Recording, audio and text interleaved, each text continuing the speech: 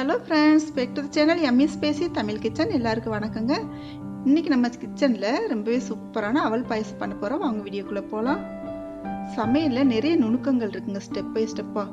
ஒவ்வொரு நுணுக்கமுமே என்னென்னா சமையலோட டேஸ்ட்டையே அதிகப்படுத்தக்கூடியதாக இருக்கும்.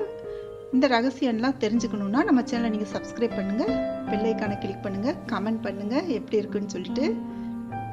இப்போ ஒரு பாத்திரத்தை அடுப்பில் வச்சுட்டு நெய் சேர்த்துக்கலாங்க. இந்த ரெசிபிக்குள்ள ஒரு சூப்பரான டிப்ஸ் இருக்குங்க, ஸ்கிப் பண்ணாமல் பாருங்கள் லாஸ்ட் வரைக்கும்.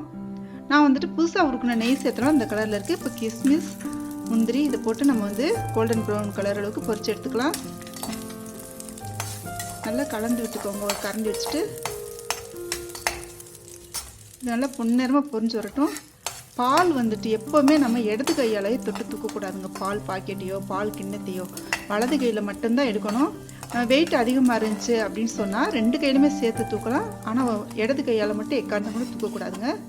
இப்போ இது நல்ல கோல்டன் ப்ரௌன் கலர் அளவுக்கு பொரிஞ்சு வந்துடுச்சு. இது இன்னொரு பாத்திரத்துக்கு மாற்றியாச்சு.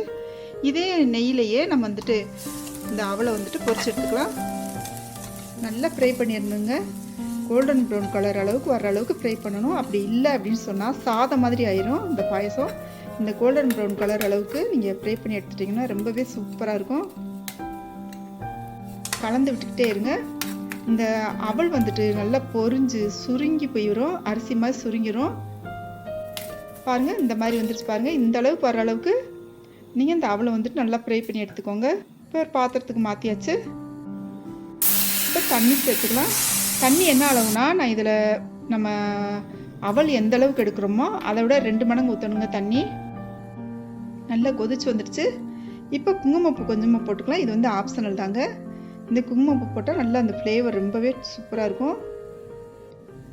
இது நல்லா அந்த தண்ணியில் அந்த கலர் எல்லாமே அந்த வாசனை எல்லாமே இறங்கட்டும். இப்போ இந்த அவலை இதோட சேர்த்துக்கலாம். தண்ணி கொதிச்சு வந்த பின்னாடி தாங்க சேர்க்கணும், கொதிக்க முன்னாடி சேர்த்துடக்கூடாது. நல்லா கலந்து விட்டுக்கோங்க. அந்த குங்குமப்பூ போட்டதுனால அந்த மஞ்சள் கலர் ஆயிடுச்சு பாருங்க.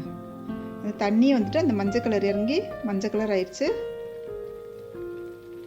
நல்லா கொதிச்சு வரட்டுங்க. ஒரு 5 நிமிஷம் நல்லா கொதிச்ச பின்னாடி நம்ம அவல் எந்த அளவுக்கு எடுத்துருக்கோமோ அந்த அளவுக்கு வெல்லம் சேர்க்கணுங்க.